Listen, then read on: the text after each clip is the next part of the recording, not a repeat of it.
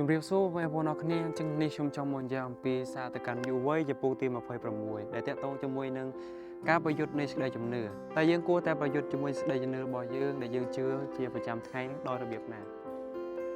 អញ្ចឹងខ្ញុំនឹងប្រាប់បងប្អូនពីចំណុចខ្លះៗក្នុងការប្រយុទ្ធជាមួយសេចក្តីជំនឿរបស់យើងដែលយើងជឿទៅលើអ្វីមួយដែលមិនពិតប្រាកដដូចជានៅស្មាឡូគឺបានជឿទៅលើវិញ្ញាណអាក្រក់ដែលហៅថាខ្មោចប៉ុន្តែយើងត្រូវចាំថាគឺមានព្រះមួយអង្គគាត់ដែលយើងត្រូវតែជឿតាមហើយដើរតាមត្រង់ដែលព្រះអង្គគឺជាព្រះសង្គ្រោះអ្នកនោះគឺជាព្រះយេស៊ូវដែលព្រះអង្គតែងតែនៅក្បែរយើងយ៉ាងនេះដែលព្រះអង្គតែងតែផ្ដល់នៅដំបូលមានរបស់យើងដ៏ល្អដែលព្រះអង្គទ្រង់តែងតែផ្ដល់នូវភាពសេចក្តីស្រឡាញ់ពិតប្រាកដរបស់ទ្រង់មកកាន់យើងរាល់គ្នាយើងគួរតែយកសេចក្តីស្រឡាញ់របស់ទ្រង់ដែលព្រះអង្គតែងតែផ្ដល់ឲ្យយើងជារៀងរាល់ថ្ងៃដើម្បីយកទៅចែកចាយដល់អ្នកជិតខាងឲ្យគេបានដឹងពីសេចក្តីស្រឡាញ់របស់ទ្រង់យើងគួរតែបំបីនៅជំនឿរបស់យើងដែលយើងតែងតែជឿទៅលើអ្វីមួយដែលពិតប្រាកដដើម្បីឲ្យយើងបានវល់បែរមកវិញដើម្បីឲ្យយើងបានមកជឿព្រះអង្គចាស់ដែលព្រះអង្គជាព្រះសង្គ្រោះត្រូវចាំថាមានតែព្រះអង្គមួយអង្គគាត់ដែលព្រះអង្គនៅក្បែរយើងដែលព្រះអង្គជួយសង្គ្រោះយើងចេញពី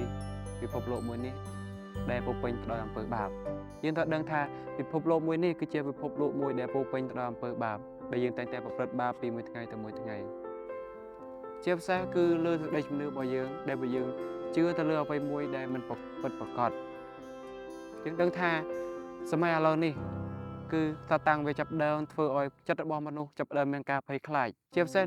នៅពេលដែលមានអ្នកណាគេស្លាប់ម្នាក់គឺតាតាំងវាបានយករូបកាយរបស់មនុស្សដែលស្លាប់នឹងដើម្បីយកនឹងបំលាច់យើងរាល់គ្នាឬក៏ធ្វើឲ្យមនុស្សដែលជាក្រុមគ្រួសាររបស់អ្នកដែលស្លាប់នឹងឲ្យកាត់បានជឿទៅលើវាទាំងស្រុងអញ្ចឹងហើយទៅព្រះយេស៊ូវទ្រង់បានកែប្រែនៅចិត្តគំនិតរបស់យើងហើយព្រះយេស៊ូវទ្រង់បានដឹកនាំនៅសាវករបស់ទ្រង់ដើម្បីនឹងបង្ហាញនៅឬក៏បំភ្លឺទៅដល់មនុស្សដែលគេមិនបានដឹងពីកិច្ចការងាររបស់ទ្រង់ឲ្យគេបានដឹងថាព្រះយេស៊ូវព្រះអង្គគឺជាព្រះសង្គ្រោះ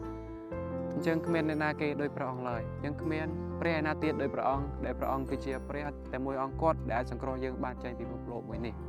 អញ្ចឹងហើយសារទៅកាន់យុវវ័យចំពោះទី26ហើយនេះគឺខ្ញុំមានតែប៉ុណ្្នឹងឯងខ្ញុំក៏សូមអរគុណដល់បងប្អូនអរគ្នាសម្រាប់ការចំណាយពេលស្ដាប់នៅវីដេអូមួយនេះសូមអរគុណសូមជម្រាបលា